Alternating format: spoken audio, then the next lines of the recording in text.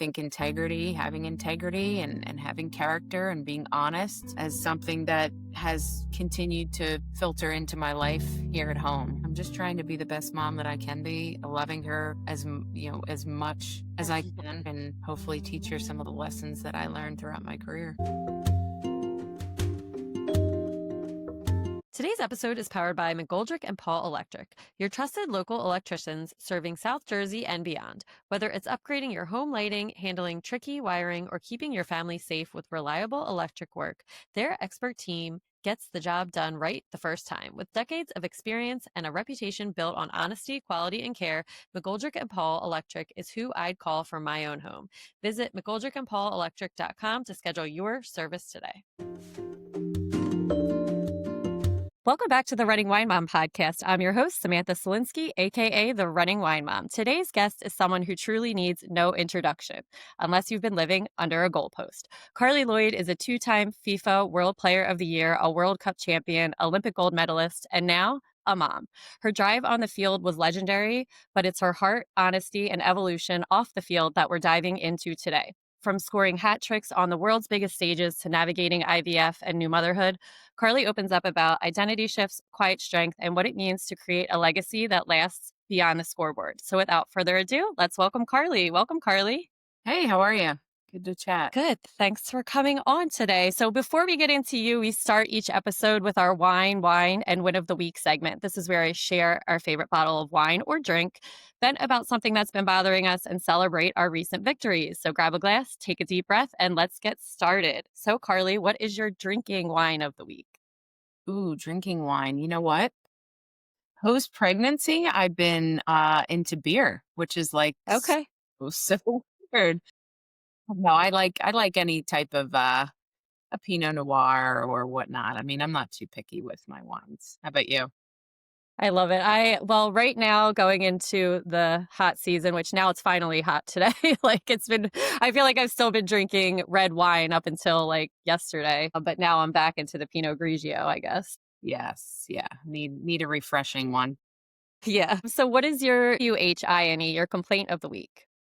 You know, I mean, I'm not just saying this, but I try not to complain too much, right? There's always like worse things that could be going on in your life. But I must say, our daughter's 8 months. So she was just 8 months a few days ago. We've done a lot of travel in the from April on. We've been to Mexico, we've been to Hawaii, Dallas, all different spots. So she's, airplane, car, crib, stroller, all these things, right? So the sleep schedule has been, it's been a little rough. I was just competing down in North Carolina recently, a week ago. So I had her, my dad was there helping me. And so she was in a crib in my room, but she was up I think like every 2 hours. So here I am trying to compete, waking up every 2 hours. So my husband had a week, to himself. So he's like, when you get home, I'll take over. I actually came home the same day I came home. I had to go to New York for the night. So I got like a full night's rest. But from that point on, so pretty much like the last week and a half, he's kind of, well, for the first week, he was kind of taking the nights a bit to just help me out, which is the first time because I've been nursing. I've been doing it all, which is like totally great and fine for me. But she didn't wake up once when Of course, right?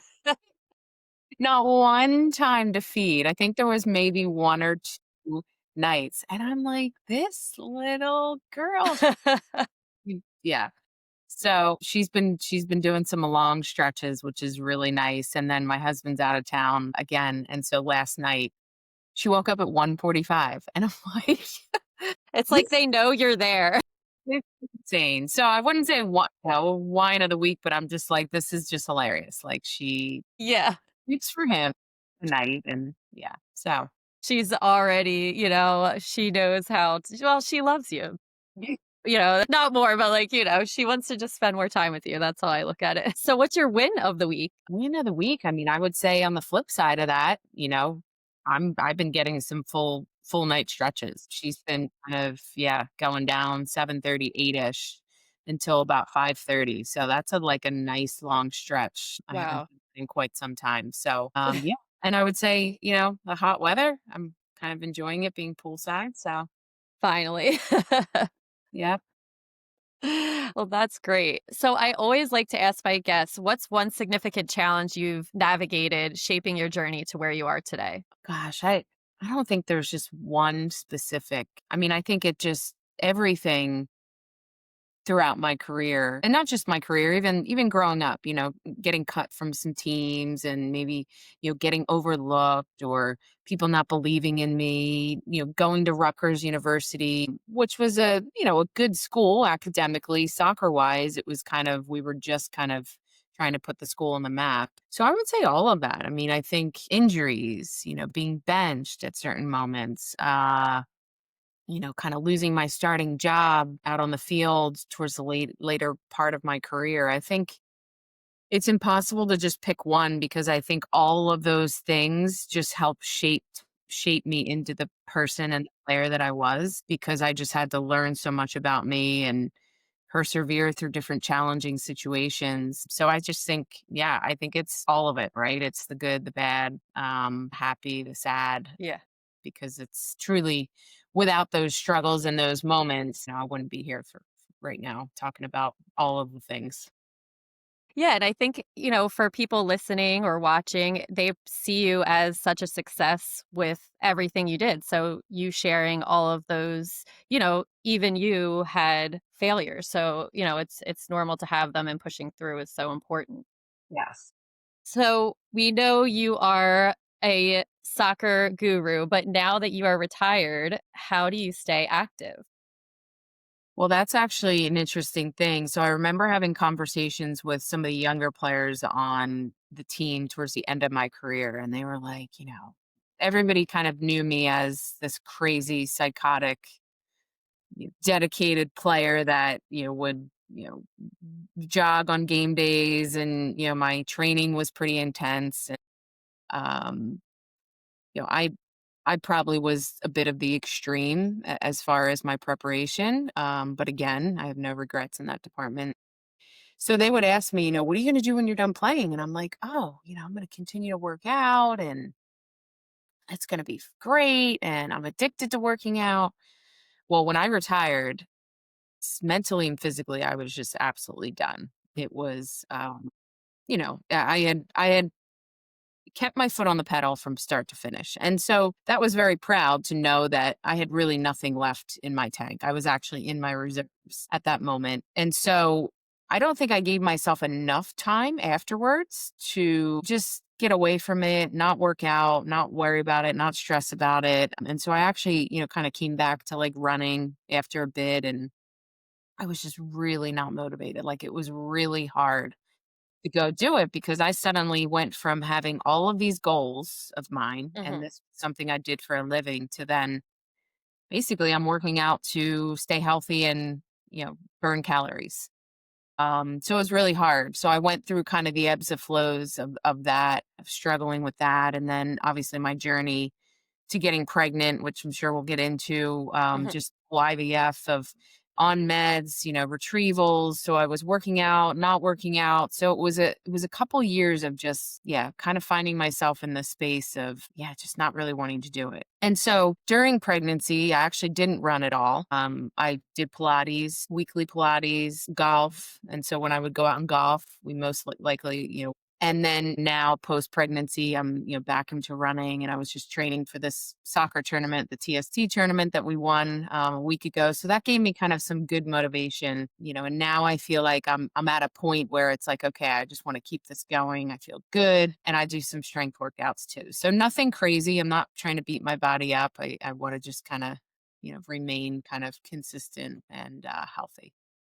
Which I'm sure is very hard when all you've been doing for your whole life is training for something specifically. I'm sure that's such a mindset shift. And speaking of that, how do you think maintaining your fitness routine kind of contributes to your mental health? Well, I mean, it was my drug for a number of years. It went from me hating to work out, dreading it actually, to realizing that it was so beneficial for me in my career and I would be getting results and doing great on the field. And so then it became instilled in me and it still is there within me. I feel like there's a mental fortitude for me to be able to push through and get through things. But obviously, I'm not trying to beat my body up. I'm not trying to go run 8 miles. And, I put a lot of miles on my joints and my knees and all of that. So for me, it's a way, obviously now, being a mom, it's a moment for me to kind of get away. I'm sure you Mhm. can just kind of Yes. thoughts and not have somebody crying or not have anybody really bothering you, right? And so I put my music on and I just do a lot of my thinking. But I think that I'll always be somebody that kind of stays active. I think that that's Mhm. just part of me, and I do, and I feel so much better once I do it. But I think for people struggling to work out, I always say that you don't have to go crazy. I think so many people are like, I got to lose 30 pounds in 30 days. It's more about the journey of it, right? It's not like Mhm. just trying to lose all that weight up in front, or whether you want to be active, and you struggle with that commitment. It's more or less just kind of adding something to your daily routine. And it could be a 10-minute walk. It could be a 10-minute jog, whatever that is. I think that it's important to just kind of find that. And then it usually takes like a couple months for you to kind of get through that ugly bit of like getting fit. And then I feel like once you kind of get into that routine, you can just, keep going with it. So I Yeah. had this conversation with my sister. Obviously she had 3 kids, and it's hard. I can't imagine. You come back from one, and then it's like then you get pregnant again, and I'm sure you as well. Like Yeah. it's yeah, it's not easy. And I'm like, you just have to commit to getting through that tough grind of a feeling. But for me, I just feel so much better doing it. Yeah, it's so important. Yeah, and your sister is killing it. I see her like, at the her workout videos all the time and she's doing a great job. And I'm like with 3, I can't imagine. That's awesome. All right, so let's get into parenthood. So you have your husband Brian and you have your daughter Harper. Can you tell everyone a little bit about them and how you got to the point of having your daughter? Yeah. Well, so I met Brian in high school. So I had heard that he liked me. He was a grade below me. He was a sophomore. I was a junior. We're 2 years apart. So he lived up the street from my aunt.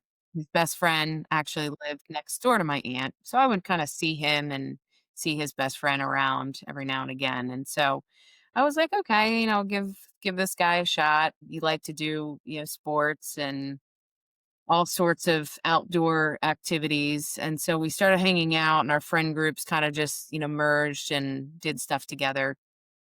And then one thing led to another. We started dating. I was driving him to school, which was hilarious. Had my license before him. He always gives me crap about it because I tend to, it was like the outfit choices for me in the morning getting up from school. I always, even if I picked out an outfit before, it was like I would put it on in the morning and then I would not like it, have to change. So I was a little late in the morning. So he would always, give me crap about making him late because I was on the first floor in my homeroom and he had to go up steps, but we laugh about that. But yeah, we've been together since 2000. In 2016, we navigated the high school bit, we navigated the college bit. He went to college down in Florida. I was at Rutgers. For a majority of our relationship, we were apart. I was on the road playing and traveling. So it was, not ideal. It was hard. There's just that balance of, having to be a professional athlete, but then maintaining relationships and kind of trying to be in the present moment with those, which make it difficult. But we navigated it all. I mean, obviously, it wasn't smooth sailing every step of the way, but I think the biggest thing for us is just the love and the foundation that we built. We were growing together. Kind of the same viewpoints on things and just the same goals in life. And yeah, and so when I finished playing in 2021, I mean, we didn't necessarily talk about having kids. I think it was just always kind of the known. Mhm. But after I retired, it was more about wanting to kind of live my life and us spend time together, go skiing together, do all the things. Because everybody says, make sure you do all the things prior to kids. And so we did that. I spent the year just, yeah, doing loads of different things and traveling and skiing. And then, it was like, okay, let's give this a go. We talked about, trying to have a baby and kind of went down that journey. And obviously, we ran into, I wouldn't say issues per se, but what you're not told. You're told how not to become pregnant when you're younger. Right. You're older, you're not really educated or told, about your cycle and about, all of the things. We're born, every woman is born with a set of eggs. And as you get older, those eggs age. And so the quality of eggs that you have when you're, 35, 40, over 40 obviously diminishes. So it can take someone a long time to get pregnant. And so we just wanted to kind of get ahead of it. Obviously, we could have maybe not gone the IVF route and maybe seen how that would be. But I think we were just like, okay, I'm not getting any younger. Let's kind of start the process. And then, yeah, we had our little miracle Harper. So she's been our greatest joy. She's just amazing, and we love every bit of it. It's kind of, in the beginning, it was like a pinch me moment of like, I can't believe like this baby is ours. So it's been really special. It's amazing. I'm always like, you can't tell people who aren't parents what it's like to be a parent. You just have to experience because it is just the craziest and happiest thing that you'll ever, have. Yeah. So, what do you think you were least prepared for in parenthood? At least prepared. I mean, I think everybody gives you the whole, labor and, again, it's nothing that you've ever experienced. You just have to experience it, and everybody's labor is different. But holy heck, mine was like 36 hours of labor. Obviously, my first child, my water broke. I went in, 8 hours later. I was not dilated. So it was a very long, drawn out process. And, I was kind of taking the athlete approach of, okay, I have a plan of what I would hope and like for it to go a certain way, but then you're going to have to pivot sometimes. And so Yeah. to pivot. Um, I think some of the postpartum things. I mean, the first few nights and still nursing Harper, that was a big thing for me. I wanted to, breastfeed and so the first few nights, like I didn't have any nipple pads. I was Yeah. like, I woke up in bed.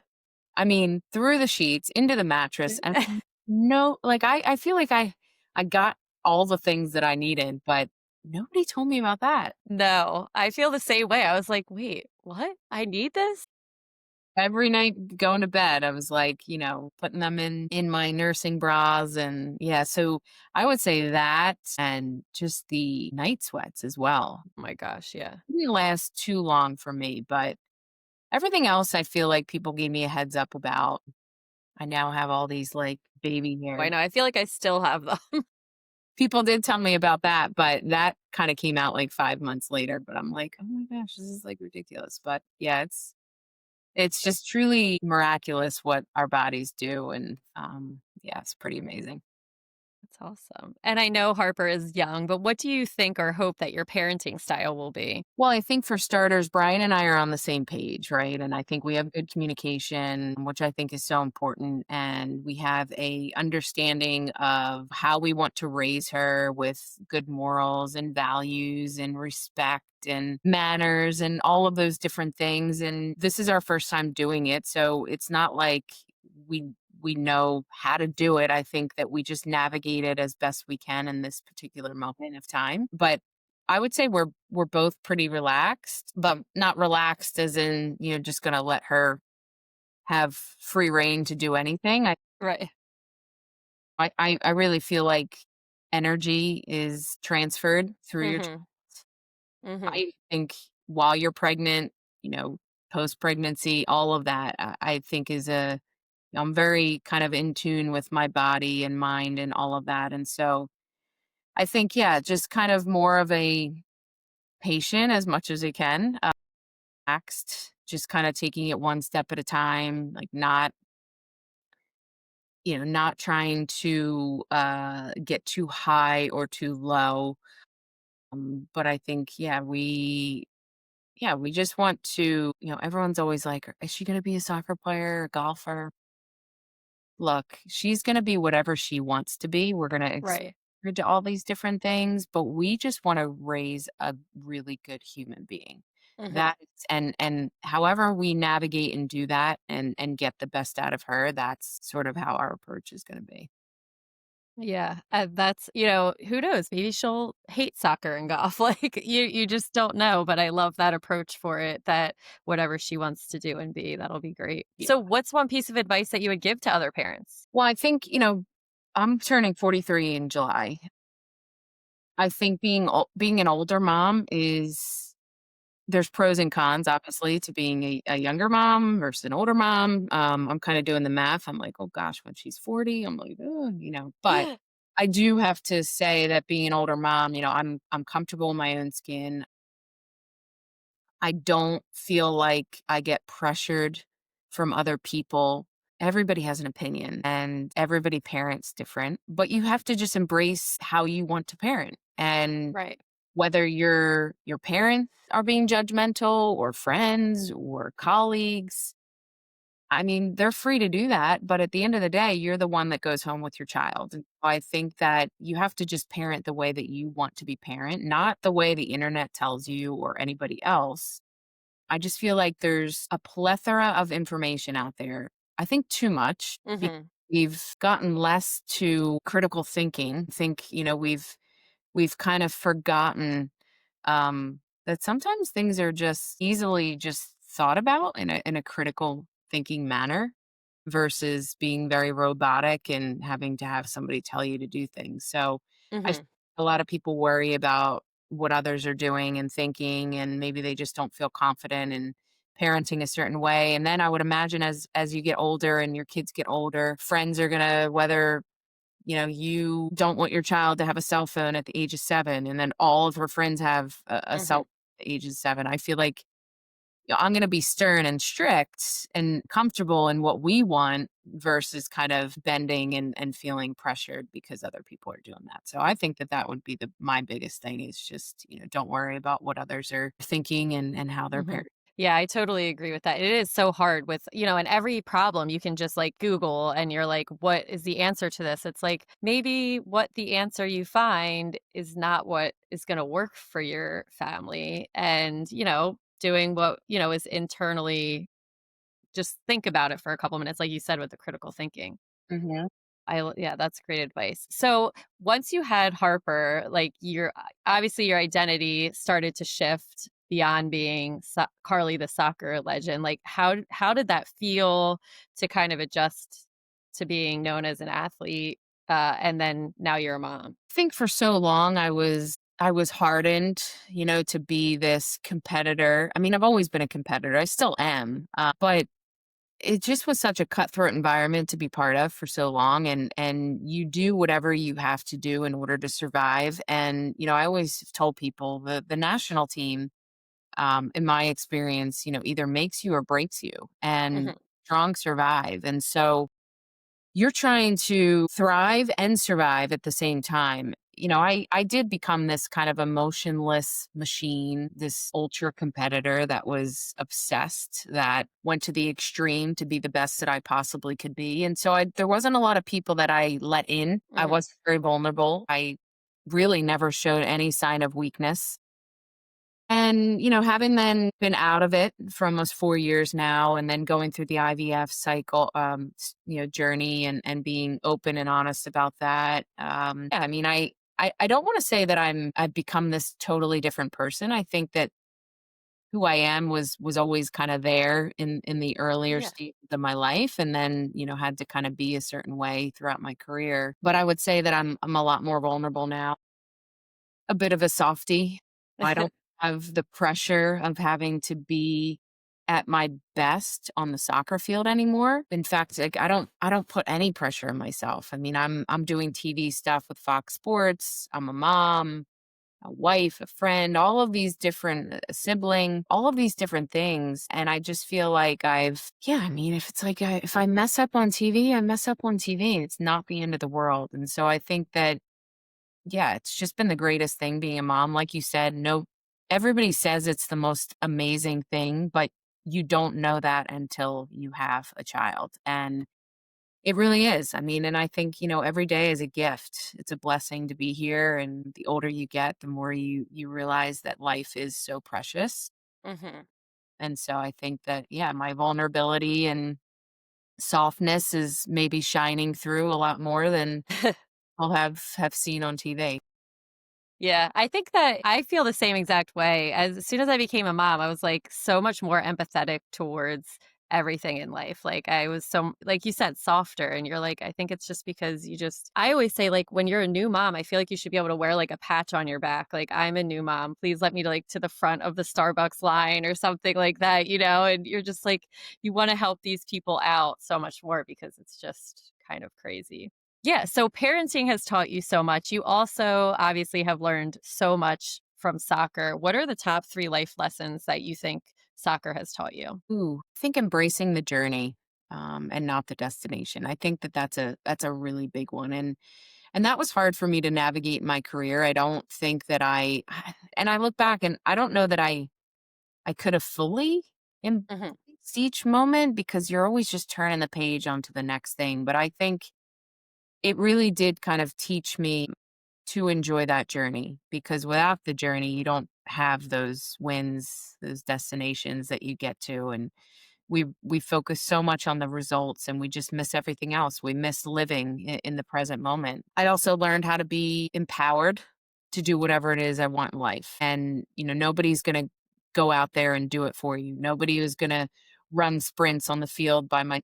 No one's going to push me to be my absolute best. And so anything that you do in life, you have to be the driving force.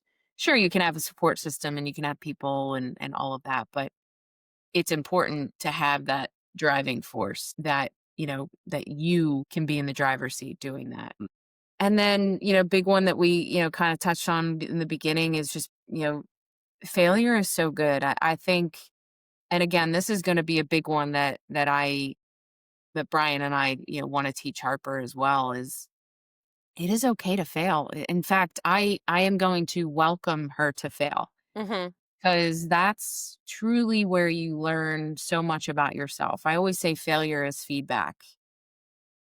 If you're protecting your child or if you're protecting yourself from never failing and never trying to persevere through a situation or get back up again and push yourself, you're never gonna grow in life. And so, that is the most important thing to me is being able to do that. And you gain such a mental strength to be able to overcome the challenges. And I felt like every time that I failed and had to get through a struggle, I became better, after the fact. So I think those are, some of them. I mean, there's so many more, but those are some of Yeah. the big ones. Yeah, and I feel so many people, they're afraid to fail, and that's something as I grew up more, I learned, like, failure is just such a great thing.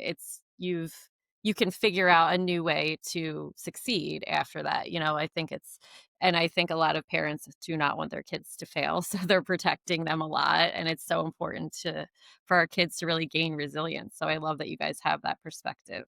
Yes. So so the end of your soccer career came in 2021. It was an amazing career.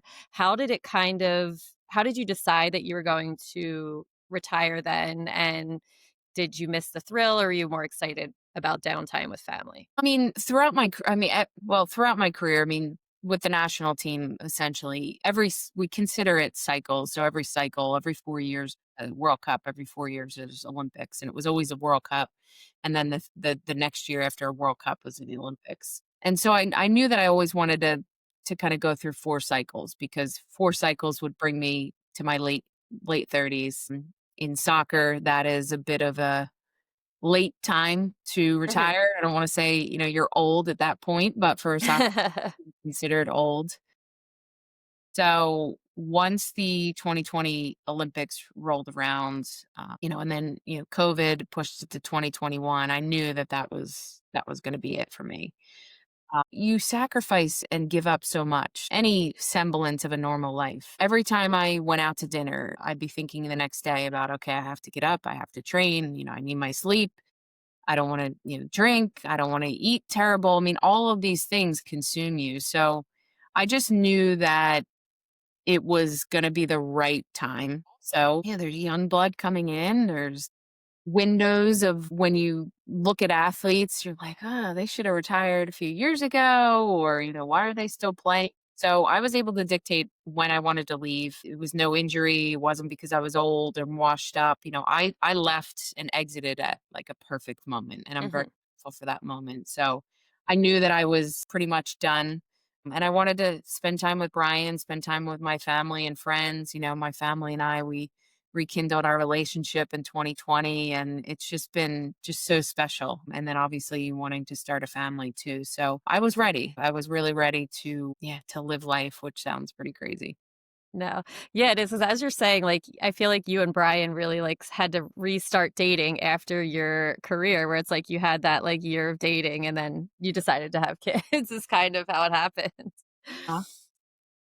So you've had some unforgettable moments in your career, but what did it mean to be inducted to the National Soccer Hall of Fame with Harper in the crowd witnessing your legacy for kind of the first time? Yeah, it was. I think that that moment was just such a full circle moment, having my entire family there, my brother, my sister in law, my parents, my sister and brother in law, and all 4 nieces and Harper, and obviously Brian too. It was really special. I mean, it was a very hectic, busy, chaotic day with her. I mean, all of the kids did well. It was a long day for them. They're having to sit there for 4 or 5 hours and just listen to people talking. And when I got up to speak, there was a moment, if you listen to the speech where Harper, kind of yells out. And I just look at that moment and it was just so fitting, right? It was like the struggle of my career, then the struggle to get pregnant, and then I hear her voice during my speech. Ugh. And it was so cute. I mean, she has no idea why she was there. I'll explain to her later on when she can fully understand and see photos, but it was just a really special moment.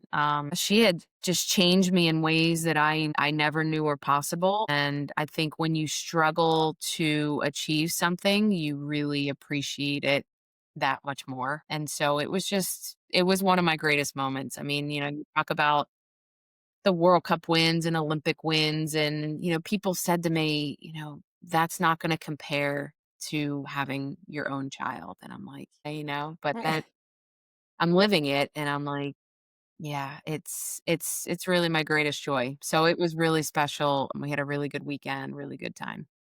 I have, like, goosebumps.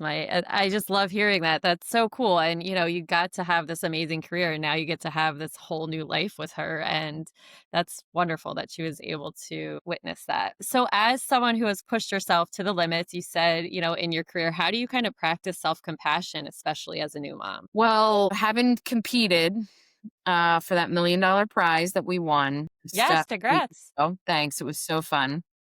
Here I am, a 42-year-old, like playing 6 games in a row. My body is killing me. I've got Harper keeping me up every 2 hours. And I'm playing with, there's a 17-year-old, there's collegiate players on this team. So I'm like double their ages. But the competitor was still in me. Yeah. I love it. I was getting fired up. I was, yelling at some of the referees. I've changed. Like, I think the number one question that people have asked me since I've retired is, well, what's fulfilling that competitive drive? And I'm like, nothing really. Like, Mhm. yes, I'm competitive. Yes, I want to be the best that I possibly can be on TV. When I have speaking engagements, I want to be the best that I can be, prepared and all of that. But it's not the depths of what I did, even on the golf course. Yes, I want to become a good golfer and all of that. But I guess I'm not driven by competition, which is kind of crazy. I think I'm now driven by just literally enjoying every moment and every day. and just trying to stay in the present moment because, people say after you turn 40, everything changes. It's like Yeah. it's a weird feeling of, everybody's getting older around you and people are having issues and health stuff and, all of these things. And so, yeah, I'm just driven by just literally creating as many memories as I can. Um, and just soaking up time with Harper. It's going by fast. Everybody said you blink and they're in school and then graduating and all these things. So when I need to be competitive, I'm competitive, but I like to say that, I just am trying to enjoy every single day. Yeah, I love that. Yeah, that is that's your competitiveness to have the best experience with your daughter, which I And not love. putting pressure on myself as a mom, right? I think Yeah, kind of giving myself that grace of, okay, it's going to be hard. Like I'm not going to be sleeping, but just like adapting. I yeah, think that's what my career has kind of taught me. It's just where there's a will, there's a way. You just kind of have to figure it out, right? I think all moms just figure it out, I know. we laugh at each other because we're like, we have no photos with our child full time. Like, we're like, we're the backbones of the family, right? I mean, every mom, the space and the mental capacity that is needed in our mind it's crazy, Crazy. right? And Brian is an amazing husband, an amazing dad, but they just don't operate like we do. No, definitely not. Yeah, I'm like, my brain I mean, I feel like our whole brain changes once we have a baby, and you're like, "What? I don't even know how I even thought before I had kids, but what did I do with all my time?" That's what I always say. Like, what did I mean, I know you were competing, but I'm like, I mean, it's crazy how much time Yeah. even when I was trying to get myself showered for this, I'm like, I have one, like, throwing jewelry at me, and the other's like, they're running everywhere. Okay. So I do want to talk a little bit about soccer. You grew up in Delran. I also grew up in Delran as well, and you started soccer at 5. Can you walk us through maybe one defining childhood soccer memory that shaped you? I would say just being, a block away from Vermees Field, Mhm, using my curb out of front of my house. So between the curb and walking to the field and playing pickup and shooting and, practicing on my own, and then to just like our neighborhood, we had a really mhm. awesome block with a ton of kids, and I would just be always outside playing. So I think that to me is the memory that sticks out of kind of what laid that foundation. Yeah, and I love that it's, like, all outside. I hope that everything's changing, that our kids will be outside, 'cause a lot of kids are inside a lot, and it's like, Yes. if we had cell phones back then, would you be maybe inside on your phone instead of being outside for soccer? You don't know Mhm. how a lot of kids' lives are changing. Yep. Um, and then you scored hat tricks in the World Cup and Olympic finals. What kind of mental prep or maybe, like, superstitions carried you through those moments? I wouldn't say I ever had any superstitions. Some Mhm, people do, right? They're like, I put my left sock on before my right. I would say mine were routine, um, mhm, and just preparation. Every game day from 2012 on, I would take a 15-minute jog on the mhm. morning game day, and everybody would be like, "You're jogging on the game day?" But it just got me kind of my mind ready, my body ready, and that stuck with me towards the end. And yeah, just being so diligent and consistent in everything that I did, all of my preparation. And so those were big things, right? I mean, hydrating, eating well, sleeping well, all those different things. I did those over the entirety of my career. It wasn't just, Yeah, we've got a game tomorrow. Let me hydrate and eat well, all that. That it doesn't work like that. So the consistency was a big thing for me. yeah, that's the most important thing. It's like never try anything new before race day. So that's what, with running. Cool. You've also been candid about the US women's national team's kind of culture later in life. Looking back, what shift do you wish maybe had happened earlier and what advice would you give for current players? I think, I was having this conversation recently with a, player that played before me. And, it's just interesting the generations. I mean, our generation, it was hard and it was cutthroat and it wasn't always rosy. Players weren't always, nice and welcoming. And while you maybe would want it a little bit easier, a little less that way. It really did shape me into who I am, and it hardened me, and it allowed me to become stronger.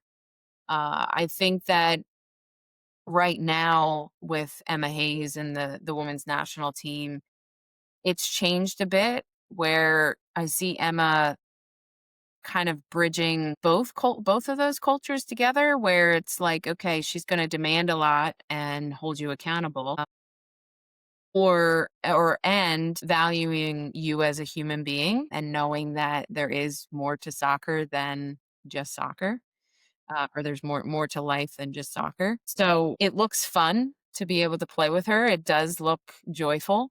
I never lived in that space of kind of having a coach that bridged those two things together, but it's working for the group now, and I think that that's amazing. And I think, yeah, there's always a reason, a season, and all of those different things that that made us players successful. I mean, we were very successful over the years since the inception of the national team. So would a different approach have worked back then? Would the group have still been successful? I don't know.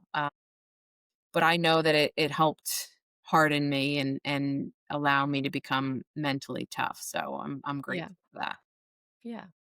And so, as a role model, what's your most important message for young female athletes juggling ambition and just everyday life? I think that there's so many people that don't do inner work on themselves, whether that's you don't want to discover maybe things you're not good at or things that you need to work on. I think it's so easy to outwardly say, this person needs to do this and that person needs to be like that. But really, the self belief and the self love come from internal work on yourself. And I think that it's important. Love yourself, embrace who you are. Everybody is unique in their own ways. Just try to be the best version of yourself every day. Don't compare yourself to somebody else. I always try to just compare myself to my previous performances in my Mhm. I was yes, I was competing with other players, but I wasn't telling myself that I was competing with this person next to me or Mhm. that person, over there. And so I think that's a really important is just dig deep and just be vulnerable about things that you need to work on and just yeah, work on yourself because if you're internally happy, then outwardly your Mhm. whole I'm not saying you're going to be happy all the time, but I'm just saying your whole world and your whole being will be better for it. But you look at some people that are just so unhappy internally that it just affects everything about their life. Mhm. So I think it's important to work on yourself. Yeah. Inner work is so underrated. I feel like you're not really like taught to do that. You go through school and then you just go through life, and if you don't work on yourself, then you can't better yourself if you're always stuck kind of in the past. And so I love that advice. So you also have partnered with huge brands. Like, how do you balance your authenticity and now motherhood with choosing partnerships? Well, I think that was interesting because I didn't have many sponsors when I first started on the national team. It was also kind of a different time as well. I mean, social media wasn't prevalent. So for the first, I want to say, 10 years of my career, yes, I, signed on with Nike. I've been with Nike still to this day. But aside from that, it was very small things. And then I scored a hat trick in a World Cup final in 2015. It's still to this day is the most watched final, I believe, men or woman ever on Fox Sports. Watched it. And so it was kind of the perfect moment, obviously, for myself, for the team. And so a lot of things came my way. I started getting my agent starting getting calls about a ton of different things. And really, I mean, we sifted through a lot of things and it was like, okay, what makes sense? I want to be the best role model that I can be. What aligns with my brand, what doesn't? And I was very specific and very intentional about companies and people that I would partner with. It had to kind of align with my values of being authentic. And I was always somebody that I didn't want to have to showcase my looks or my body in order to get more marketing deals. So I turned down ESPN The Body Issue. I turned down Dancing with the Stars. I know. Not that Dancing with the Stars was anything, but I was just like, "That's just me," and I think terrible, but more power to people that can do that. But, yeah, I just tried to kinda be intentional with my brand and just because it's a reflection of me, so Mhm. and that is kind of I feel like that's a long game approach, whereas if you just kind of sell yourself short for these quick one-offs, I mean, it doesn't have a lasting, impression, so that's how Yeah. I just tried to do it. That's great advice. So, on game days, you had your teammates and your support staff. Now, as a mom, who makes up your village at home? Well, thankfully, both Brian and I, very flexible. We're home and that, I'm on the road sometimes and whatnot. So that makes it amazing, to just be here with her. But when we need, which we have, my parents, which they're actually here now, looking after Harper, Brian's out of town, my mother-in-law, sister-in-law, Brian's sister, and yeah, I mean, occasionally my sister here and there. Obviously, she's busy with her three. But yeah, we've actually left Harper with my parents for a couple nights when she was like 2 months old. I was like really nervous in the sense of obviously they're waking up a lot at night, right? Right. And but it was great. I think that they get to spend so much time and get to kind of know her more than just babysitting here and there. So we've left her a couple times, and I also think it's important to leave her with people Hmm. because I want again her to adapt. We've traveled a lot with her, but yeah, I mean, it's you need help, and my parents and mother-in-law, like, they're Yeah. loving it, so it's been That's awesome. So, if you could write a letter to Harper 10 years from now, what would you want her to know about who you were on the field, at home, and in her life? I mean, she's obviously going to know and hear that, I was this famous soccer player, scored, important goals and won World Cups and won Olympics, but I would want her to know who I was as a person and how I tried to treat everybody with respect, whether they were a CEO of a company or whether they're, picking up balls and cones at our training session. I just tried to always, treat everybody how I would want to be treated and still do. But I also worked hard at my craft and I was not the next best thing. I don't even know if I really truly believed that I would go on to accomplish all that I accomplished, but I put my head down. I worked. I didn't make any excuses. I did the uncomfortable things. I worked on things that I wasn't good at, but I did it in the most authentic way possible by staying true to who I was. And I think that's the biggest thing and the biggest thing that I'm most proud of is kind of staying true to who I was from the start all the way to the finish. It didn't always people didn't always understand me or get me, but I think it's important. I think having integrity and having character and being honest as something that has continued to filter into my life here at home. But yeah, I'm just trying to be the best mom that I can be, loving her as much as I can. I think that's the biggest thing is just, loving on her and hopefully teach her some of the lessons that I learned throughout my career. Well, I think that is probably the best place to end it. Thank you so much for giving us all of this information on your life and just on your journey of being a mother. It was just so wonderful to hear all of it. So, thank you so much for that. Yeah, I appreciate it. Great chatting. Yeah. All right. So that's going to bring us to the end of another episode of The Running Wine Mom with a powerhouse, a mom, a mentor, Carli Lloyd, and a living reminder that reinvention isn't just possible, it's essential. She's shown us that the same grit that wins championship can also carry you through fertility treatments, sleepless nights, and the wild, beautiful unknown of motherhood.